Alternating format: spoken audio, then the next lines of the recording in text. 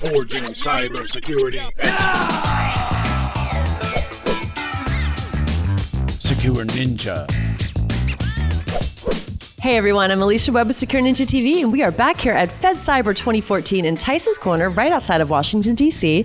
We're talking with this keynote speaker here today. This is Masha Sedova, and she is the Director of Trust Engagement at Salesforce. How are you today? I'm doing really well. Thanks, Alicia. Awesome. We really enjoyed your talk. It was a lot about the security and company culture. So tell us a little bit about that. So one of the things that I've discovered that in my role in security and being an information security professional was that there's not a big focus on the people aspect of security, when in fact, one of the greatest things we really need to be considering is that cyber attacks are people attacking people with a lot of technology in between. And so we really need to be looking at this holistically and considering the human element of security. Right. So how do you get humans within a company engaged in cybersecurity if that's not necessarily their field? So this is something that we call discretionary performance, by getting people to want to do security instead of have to. And the way we get to do that is by including elements like gamification, positive incentives, rewards, and recognition to get people to understand that these are behaviors we would like to see them do and actually reward them when they demonstrate them, as opposed to just punish bad behavior when we see people not aligning to the things we expect them to do. Right. So give us an example of gamification. That sounds fun. Yeah. So let's say we take phishing, which is something that I think every corporation deals with in our current threat landscape. And if our employees actually report a phishing email, they get rewards for it. First, they get points that recognizing them for their behavior. Then they get a security champion level 1 for doing that, and it can get up to level 1, 2, 3, all the way up to 5, and different levels of swag, whether or not it's an exclusive T-shirt or a hoodie, depending on how you go up on the scale. And when you report a phishing email, you get recognized on our social platform for that kind of behavior. Your boss gets mentioned, and we as a company recognize that our employees are demonstrating the right behavior, like reporting a phishing email. Right. That is awesome. So, okay, it's great during the game and the employees are engaged, but what happens when the game is over and there's really no incentive anymore? Do you think those skills and habits that they've learned to carry over? Absolutely. I actually think one of the greatest problems with the security awareness industry to date has been that it's been very theoretical, that it's a computer-based training that we go through for a few minutes, and we don't actually take it away because it's not relevant to our day-to-day job. We aren't asked to practice those behaviors on a daily basis, and no one gives us feedback as to how well we are doing. Did we do it well or poorly? What can we do better next time?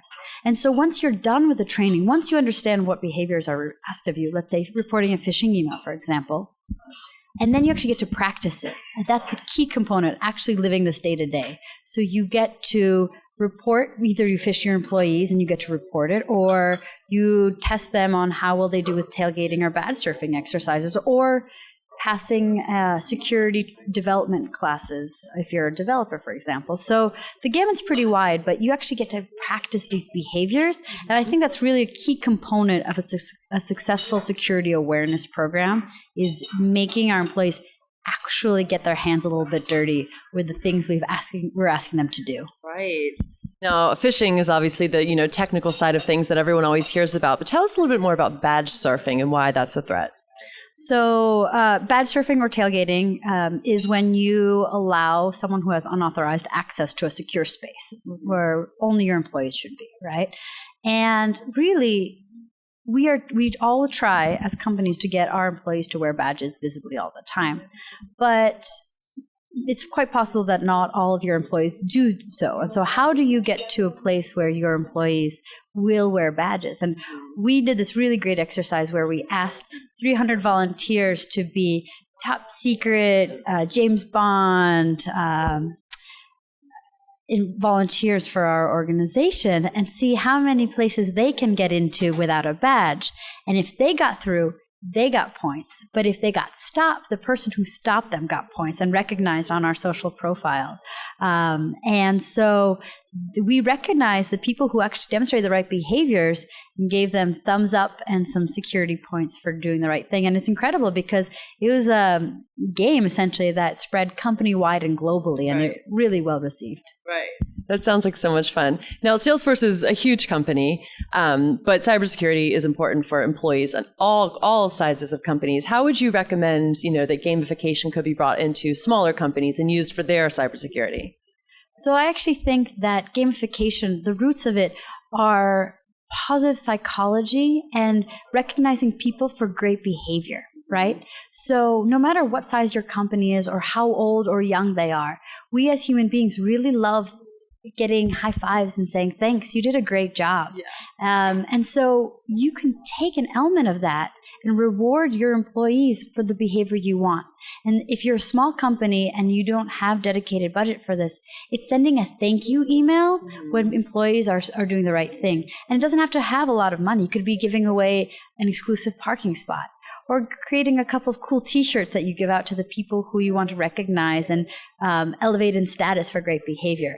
And if you're a big company, recognizing the things that apply to your employees globally and maybe in different geographic regions will have different incentives and rewards.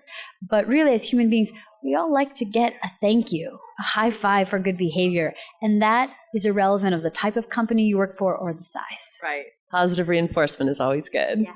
Well, thank you so much for sharing your knowledge with us today. We really enjoyed your talk, and I'm sure everyone else here at FedCyber did as well. Thank you so much for your time. Definitely.